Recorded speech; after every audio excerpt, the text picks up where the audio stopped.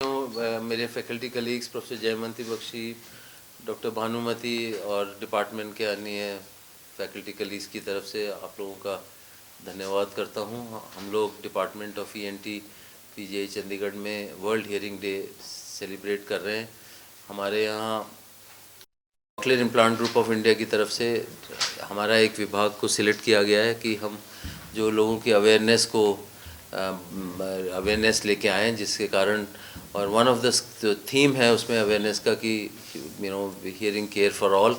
और उसमें सबसे ज़्यादा ज़रूरी है कि हम लोग जो जिन लोगों को हियरिंग लॉस है, पर्टिकुलरली बच्चों की तरफ हमारा ज़्यादा ध्यान है कि उन लोगों को जो नया नवजात शिशु है उसका तुरंत उसका पता चल सके कि इस बच्चे को सुनाई देता है कि नहीं, अच्छा ठीक सुनाई देता है कि नहीं, जिसके कारण यदि उसको किसी कारणवश सुनाई नहीं है तो हम उसका कुछ बाद में उसको हेल्प कर सकें, सो दैट वो दूसरे बच्चों की तरह बिल्कुल नॉर्मल लाइफ लीड करे, उसको normal speech and language develop कर पाए।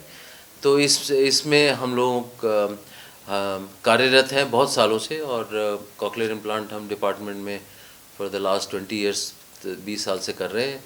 और उसमें बहुत बच्चों को और बहुत लोगों को, जिन लोगों को बिल्कुल सुनाई ख़राब हो गई थी, ख़त्म हो गई थी, जिन लोग बिल्कुल निराश हो गए थे, उन लोगों को हमने हियरिंग प्रदान की है, which is really remarkable.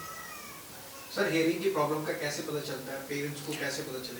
Parents को तो पता चल ही जाता है, बट हमारे यहाँ टेस्ट होते हैं जो हम इमीडिएटली डे बर्थ के टाइम में करते हैं। वो टेस्ट से पता चल जाता है कि बच्चा पास हो रहा है। पास का मतलब होता है कि इसकी सुनाई ठीक है। रेफ़र हो रहा है मीन्स उसकी सुनाई ठीक नहीं है, तो उसका दोबारा महीने के बाद दोबारा चेक किया जाता है कि कहीं मिस तो नहीं कर रहे, कहीं गलती तो नहीं हो रही। और यदि वो पास हो जाता है तो पेरेंट्स को बोलते हैं कि आप आके 5-6 महीने बाद आके दिखा सकते हो, यदि आपको लगता है सुनाई नहीं दे रहा है इसको बच्चे को।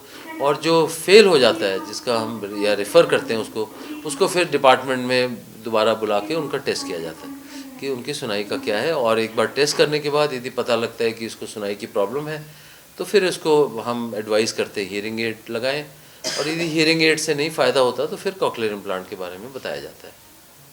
सर, पेरेंट्स को डाउट होता है, अगर उनको डाउट है अपने बच्चे में, उनका बच्चा नहीं सुनाई देता, तो कितने टाइम पे उन्हें ईएनटी पे आना चाहिए? तुरंत, जितनी देर नहीं करनी चाहिए, क्योंकि जितनी जल्दी बच्चे को लेके आएंगे, जितनी जल्दी उसका ये होगा, हियरिंग एड लगेगी या कॉक्लियर इम्प्लांट होगा, उतने चांसेस हैं कि वो बिल्कुल अपने नॉर्मल बच्चों की तरह स्पीच एंड लैंग्वेज डेवलप करेगा।